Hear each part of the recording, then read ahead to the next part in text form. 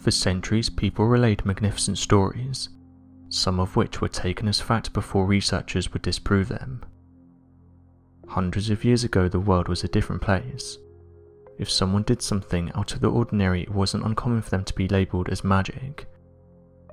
In fact, this even happened during Nikola Tesla's lifetime. To show how ahead he was, when he was demonstrating a remote-controlled boat at an exhibition at Madison Square Garden, everyone couldn't believe what they were seeing, and even branded Tesla as some sort of magician, demanding that the boat be torn open and prove that he hadn't shrunk people inside it. It must have been frustrating for Tesla to be trying to put forward his ideas in a time like this, where instead of being appreciated, people just wrote off your work as fantasy and magic. Other interesting stories that have been passed down is that of supposed time travelers. For years, various people have claimed to have been time travelers, and that they've been given a mission to carry out in order to help the past. Although scientists and researchers have said this is impossible, and that anyone claiming to be a time traveler is a fraud, others believe these claims, and say that government documents prove that officials have been investigating time travel, and that they've been able to harness it. One interesting individual that came forward and claimed there was a time traveler was a woman named Clara. In early 2018, Clara claimed that she was working with the government and military on a special mission. This mission started in 2000 and involved her going back in time to the year 3780, where she had to bring back an important piece of technology that would be used by humans of the past. When she questioned what this tech would be used for, she claimed she was told not to ask questions. When questioned about her journey in time travel, she said the following: "Imagine time as a measurement such as height, length or depth. Let's say you're swimming in the sea at a depth of 2 meters. You can easily go deeper. This is the same thing that you can do with time if you have the appropriate equipment and knowledge." End quote. She claims that the military has the ability to travel back in time, and that they've been doing this for a while, saying that certain individuals are selected to go on these missions, and that each one is very important. Interestingly, this isn't the first individual to come forward and claim that they've worked with the government on time travel. Another woman who wished to be kept anonymous stated that she's been sent on a mission to the future to see where we went wrong, and said that the future does not look bright for humanity. She said there will be more division than ever, and that humans sold themselves to technology. She goes on to say that this is currently happening right now, but within the next 100 years things just get worse. She states that there's a huge division in the world and that people are struggling. There are more homeless people and poverty than ever. People don't leave their houses much, and that the majority of people are owned by the government. Although some have said these are just stories, and that there's no way to back them up, recently some interesting documents have been made public, and some of them have caught people's attention. The United States government is well known for conducting a variety of strange research experiments. Oddly enough, however, there seems to be a recently declassified government experiment that was approved for release back in 2003, surrounding the training of psychic soldiers and enhancements to the brain known as the Gateway Process Experience Experiments. The declassified document, titled Analysis and Assessment of Gateway Process, seems to be a written memo between a US Army researcher at the CIA and sent to a US Army operational commander located out of Fort Meade. The subject of the memo seems to have been the analysis surrounding the legitimacy of the Gateway Process study, as the researcher writes the following in an opening statement: "You asked me to provide an assessment of the Gateway experience in terms of its mechanics and ultimate practicality." End quote. Most likely the US government was unaware of what the Gateway Process really entailed, and so sent an independent researcher to the experimentation areas to undergo the process, and learn if there was any legitimacy to this study in the first place for continued funding. Within the first paragraph of the document, however, the researcher makes a special note to include that the Gateway Process was a technique designed by Isaac Bentov, stating the following: "Based on conversations with a physician who took the gateway training with me, I had recourse to the biomedical models developed by Isaac Bentov to obtain information concerning the physical aspects of the process." End quote. For those that are not aware, Isaac Bentov was a leading Israeli researcher, known for his incredible contributions in the creations of patents for the steerable heart catheter, ECG electrodes, pacemaker leads, and a number of other patents that would help to form the Boston Scientific Medical Tech Corporation. However, what many are not aware of surrounding the Israeli inventor was his devout belief and following into the mystical side of consciousness, which would lead to his primary contributions to the gateway process experiment. The document then goes into the breakdown of what the gateway process holds, with the first explanation from the researcher being in regards to the human body's natural frequency of the brain, and the frequency following response. According to this study, a form of enlightenment can be triggered in a person's mind when both hemispheres of the brain begin operating at the same frequency, allowing them to communicate without any form of distraction, and leading to a heightened state of focus. In the document, the researcher details the following statement: "To achieve synchronization of brain hemispheres, the hemisync technique takes advantage of a phenomenon known as the frequency following response, or the FFR, which means that if a subject hears a sound produced at a frequency which emulates one of those associated with the operation of the human brain, the brain will try to mimic the same frequency pattern by adjusting its brainwave output. Therefore, if the subject is in a fully awake state but hears sound frequencies, which approximates brainwave output at a theta level, the subject's brain will endeavour to alter brainwave pattern from the normal beta to the theta level." End quote. The document then ends with the researchers stating that the gateway process experience should be provided to all members of the organisation for heightened mental ability.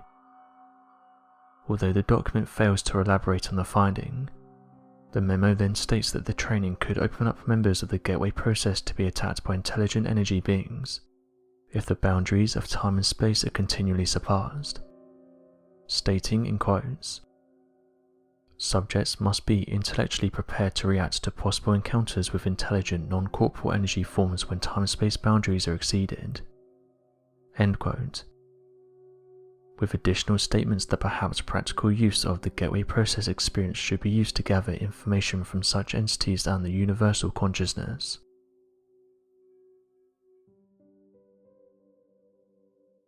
For the past few days, residents in Colorado have been seeing some strange things. It first started at the end of January when residents reported seeing large objects in the sky. People all throughout Colorado witnessed this event and thought that perhaps it was a natural phenomenon. However, those who saw these objects couldn't understand what they were looking at. One of the first people to have reported this instance said the objects appeared to be flat, almost in the shape of a disc, and looked to be falling high in the sky. They were described as being white in colour and making no noise. A few reports were submitted to MUFON, which stands for the Mutual UFO Network, with people being confused about the whole event. However, the same three objects have just been seen again above Colorado, causing residents to question what these things are. Some people reached out to NASA to ask them if they knew what these objects were, or if any space debris was detected falling over Denver, Colorado. NASA reported they hadn't detected anything in the area that would suggest it belonged to them or was something like space debris. At this moment, it's estimated around a few thousand people witnessed the strange objects falling towards Earth.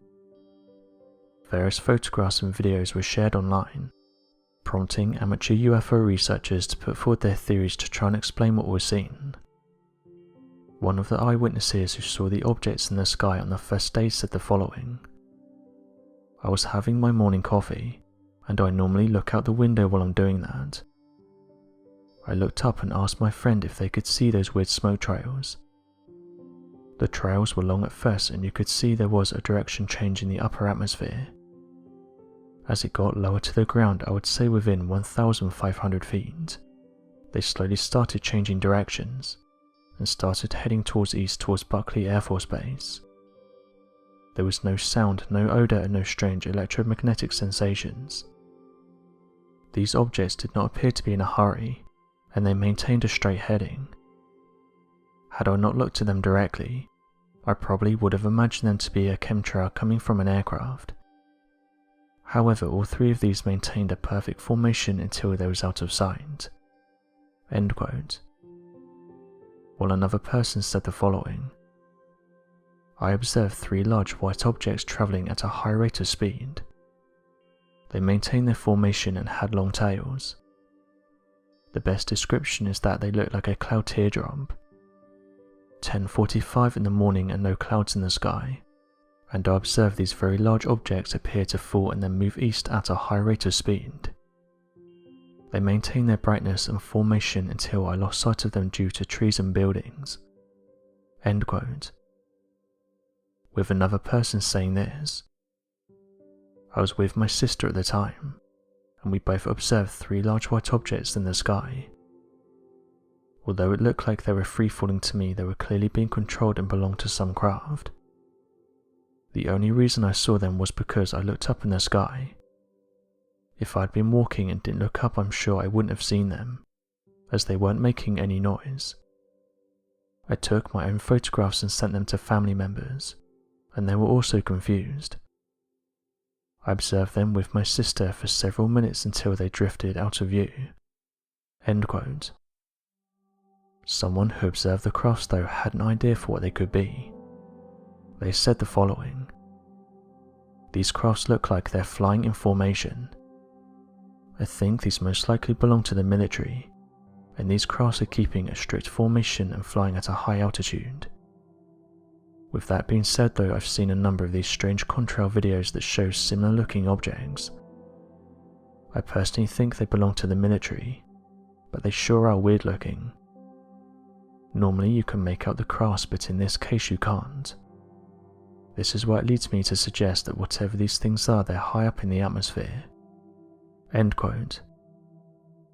Others noted that the objects aren't free-falling, so are unlikely to be something like a piece of space debris, with eyewitnesses backing up this idea and saying that while they observed them they could see the objects changing direction. One UFO researcher said they've been researching this case and talking to residents and eyewitnesses in the area, and they said that people have now reported that these objects were seen close to Mountain Home Air Force Base in Idaho. They said it's interesting that these objects have been detected above Air Force bases, and that this could be a link, but they also said that in the past unidentified flying objects have easily entered restricted airspace, and when they're chased by the military they easily outmaneuver them. This isn't a secret either. Many pilots have come forward in recent years and detailed their encounters with unidentified flying objects, and some of those pilots said that whatever these things are, they're much more advanced than their crafts, and if they were to attack they would have been in serious trouble. So although there could be a military link, it doesn't rule out the possibility these crafts are UFOs, as the past has shown us that wherever these crafts want to go they can do so with ease. Residents close to the Rocky Mountains have said they've also seen these crafts, and that again they were staying in a strict formation. It's interesting that these objects have been seen by multiple eyewitnesses. The majority of the time UFO sightings are rushed, but in this case thousands of people have observed these strange crafts. As of right now, people are still trying to figure out what these things are. So what do you make of these interesting objects that were just observed over Denver, Colorado? Do you think they belong to the military and are flying high in the atmosphere? Or do you think these are unidentified flying objects? Be sure to leave your questions and answers in the comment section below, and help us to grow this community while working to solve these unexplained mysteries. Thank you for watching, and don't forget to subscribe for more videos.